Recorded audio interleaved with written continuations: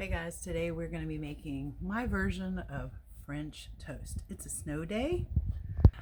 Oh, there's my Lego flowers. Look at that. And it's still coming down. We are out of school today, so here we're going to make French toast. I think personally French toast is better with stale bread. You weren't going to eat it anyway. This is some sourdough banana bread with chocolate chips that I overcooked. So I cut two, fairly thin slices. Here are my ingredients. I've got this little egg, and I'm using half and half today, but you can use milk or half and half. I use a little bit of salt. This is my homemade vanilla. Some people put cinnamon in theirs. I'm not too huge on cinnamon, but that's there if you prefer it. Somewhere along the line, someone said to put ground ginger, so I've been putting a little bit of this in mine forever. I think it tastes great. I'm going to cook mine in coconut oil, and I'm just going to put a plot right here in the skillet, which I've already got heating. Martha Stewart said get your oil hot before you put your French toast in, and she's right, because you want it kind of crispy on the outside and ooey gooey goodness on the inside.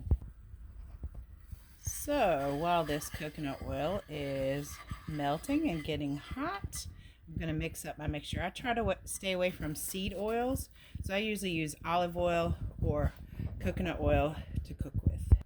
Okay, so I'm going to crack my egg.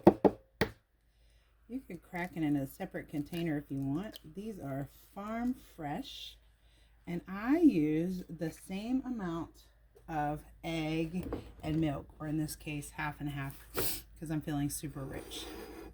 So here we go. There's my egg, and I just pour about the same amount of milk as I have egg. And today I'm only doing those two little slices, so I don't need that much anyway. If I have any leftovers, just do a little sprinkle of salt for contrast. Just a drip of vanilla. If you use too much salt, obviously it's going to be salty. If you use too much vanilla, it gets a little bitter. All right. But this homemade vanilla, I have a video on that. It's really easy to make. And just a few drips of that. Yummy. And then just a little smudge of ginger. So now there we have it. I'm going to use a fork to kind of scramble it up, mix it all up, and if you're really quiet, you can hear the oil sizzling, so I think it's ready.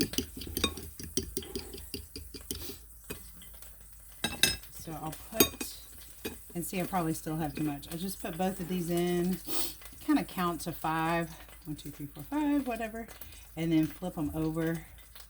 So they're getting nice. Yeah, I'm going to have enough extra. If it's good, I'll make a second round. These may be too stale to save. All right, here we go. All right, that skillet is ready. So I'm going to put my 2 pieces in there.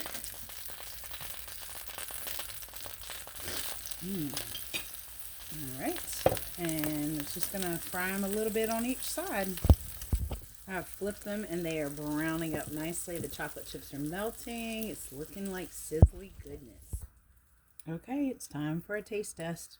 Of course, I'm not using the same fork that I stirred with because, raw egg and all that. Salmonella. Ooh, that looks tasty. I'm not using any syrup because there are chocolate chips in this banana bread. Oh yeah. The whole French toast thing, made it moist again, so it corrected my overcooking. That's good.